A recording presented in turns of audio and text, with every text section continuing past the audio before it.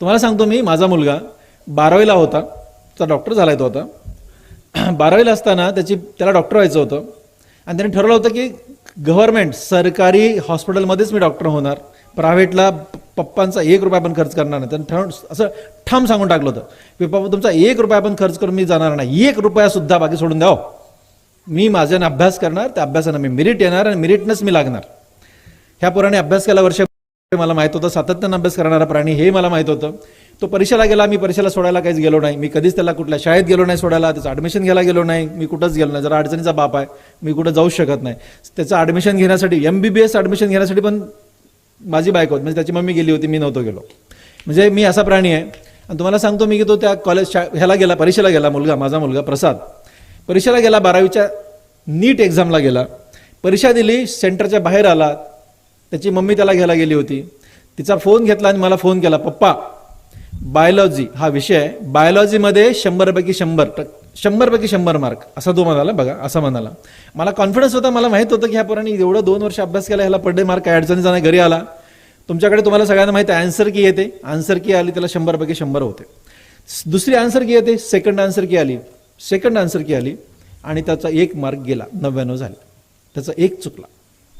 रडायला लागला हा पोरगा, इतक्या मोठ्या रडायला लागला. नेमकं घरात माय अण्णा, मग ते आमच्यापेक्षा माझ्या मायबाबाचं लेकरू ते फारच राड आहे, इतकं लाड काय बघायचंच काम नाही. मी त्याला रागावलो, कशाला रडतो प्रसाद तू, हे बघ 1 मार्क गेला, तुझ्या एकट्याचा गेलाय का, जेवढ्या मुलांनी तुझ्यासारखं उत्तर दिलंय ते सगळ्यांचा गेला, त्याच्यामुळे याच्यावर चर्चा करायची नाही. आणि 1 मार्क जाण्याने तुझं काय होतंय का फरक, तुला बेस्ट मधलं बेस्ट, चांगल्यातलं चांगलं गव्हर्नमेंट मेडिकल कॉलेज मिळतंय, काय पाहिजे. पप्पा तसं नाही हो, माझ्याकडे 12 प्रूफ आहेत की माझं बरोबर आहे आणि हे का चूक केलं, हे बघ म्हणलं, यातलं मला कळत नाही, आता आपलं काही करायचं नाही, याच्यावर काही चर्चा नाही. असं म्हणालो की प्रसादने मला सोडलं, सरळ कॉलेजमध्ये गेला, त्याच्या कॉलेजमध्ये गेला, शाहू कॉलेजमध्ये गेला. आणि त्या कॉलेजमध्ये जाऊन सगळ्या टीचर लोकांना भेटला की सर हे जे उत्तर आहे ना, हे माझं हे बरोबर आहे, हे बरोबर आहे, हे बरोबर आहे, हे बरोबर, आणि हे चूक दिलं आन्सर कीमध्ये. त्या टीचरलाही पटलं की प्रसादचं बरोबर आहे. त्यांनी मला फोन केला, सर म्हणे प्रसाद जो सांगतोय ना ते उत्तर बरोबर आहे, आपण कोर्टात केस टाकू. अरे म्हणलं तुम्हाला काही येड लागलंय का, म्हणजे तुम्ही काय बोलता, तुम्हाला कळतं का, 1 मार्क गेलाय, बरं त्या मार्काने जर त्याला खरंच फरक पडत असताना आपण सर्व केलं पण असतं. त्याला खूप छान मार्क आहेत आणि त्याला खूप चांगल्या ठिकाणी मिळतं, संपला विषय, मला उगीच असे कुठे नाही करायचे असं म्हणलं की त्या प्रिन्सिपलनी फोन ठेवून दिला आणि त्याला लक्षात आलं की ह्या माणसाला काही इंटरेस्ट नाही आहे. त्यांनीच कोर्टात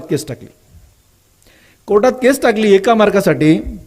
एक देशातल्या 12 लोकांची समिती तयार झाली, 12 लोकांची समिती बसली आणि त्या सगळ्यांनी हे उत्तर बरोबर आहे का नाही ते चेक केलं आणि ह्या 12 लोकांनी उत्तर दिलं की प्रसाद लहानेचं उत्तर बरोबर आहे आणि त्याला पुन्हा 100 मार्क,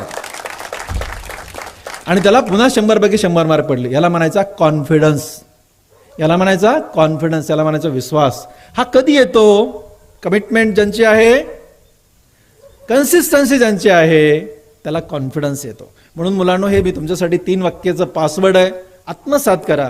तुम्हाला सांगतो ना, आयुष्यात खूप मोठं काय घडून जातं.